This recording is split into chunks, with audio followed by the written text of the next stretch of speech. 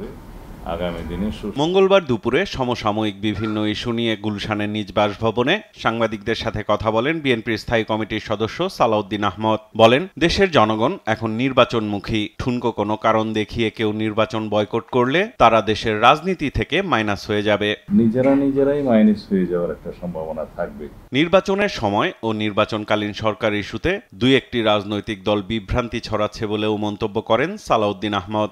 আগামী 2026 সালের ফেব্রুয়ারির প্রথমার্ধে রমজান শুরুর এক সপ্তাহ আগে ইনশাআল্লাহ বাংলাদেশে আগামী জাতীয় সংসদ নির্বাচন অনুষ্ঠিত হবে। এই বিষয়ে কোনো সংশয় সন্দেহ নেই।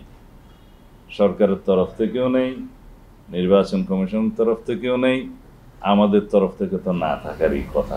আমরা চাই অন্তর্বর্তীকালীন সরকারের সময়ে, ঘোষিত সময়ে নির্বাচনটা হবে এবং এটা অলরেডি মাঠে নির্বাচনের আবহাওয়া বিরাজ করছে। মানুষ নির্বাচনের সাথে সম্পৃক্ত হয়ে গেছে।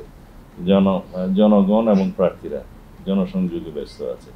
তা আশা করি এর মধ্যে অন্য কোনো কিছু ভাববার অবকাশ নেই। কথা বলেন জুলাই সনদ বাস্তবায়নের প্রক্রিয়া নিয়ে। যে বিধানগুলো দিন শেষে পার্লামেন্টে গৃহীত হওয়ার পরেই কার্যকর হবে, সেগুলো আমরা নির্ধারণ করে একমত হই এবং সেই বিষয়ে একটা জাতীয় ঐক্যমত্য সৃষ্টি হয়েছে অলরেডি।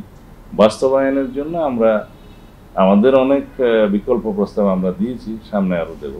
বাস্তবায়নের জন্য যেটা সবাই এগ্রিড হবে সেই জায়গায় আমরা যাব। নির্বাচনকে কেন্দ্র করে ফ্যাসিবাদ বিরোধী আন্দোলনে ভূমিকা রাখা দলসহ কিছু ইসলামিক দলের সাথে জোট গঠনের চেষ্টা চলছে জানিয়ে বিএনপির এই নীতি নির্ধারক কথা বলেন দলের মনোনয়ন ইস্যুতেও। বিগত ফ্যাসিবাদ বিরোধী গণতান্ত্রিক আন্দোলনে তাদের ভূমিকা কি, তারা রাজনীতিতে কতটা বেশি পরিপক্ক, সেই এলাকায় কিরকম জনপ্রিয়, এটা একটা সাইড। দ্বিতীয় সাইড হচ্ছে আমরা চাইবো আগামী জাতীয় সংসদটা মেধাভিত্তিক হোক, একটা মেধাবীদের পাঠশালা হোক এবং জাতীয় জীবনে যেন তারা গুরুত্বপূর্ণ ভূমিকা পালন করতে পারে, যাতে জাতিকে সমৃদ্ধ করতে পারে।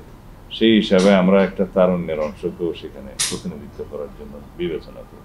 কিছু রাজনৈতিক দলের দাবি নিয়ে সাংবাদিকদের প্রশ্নের জবাবে সালাউদ্দিন আহমদ বলেন, দেশে সংবিধান বিদ্যমান থাকায় অস্থায়ী সাংবিধানিক আদেশের কোনো প্রয়োজনীয়তা নেই। এই কনস্টিটিউশন অনুসারেই সরকার শপথ নিয়েছে এবং কনস্টিটিউশন অনুসারে বর্তমানে জুডিশিয়ারি চলছে, প্রশাসন চলছে, সবকিছু চলছে।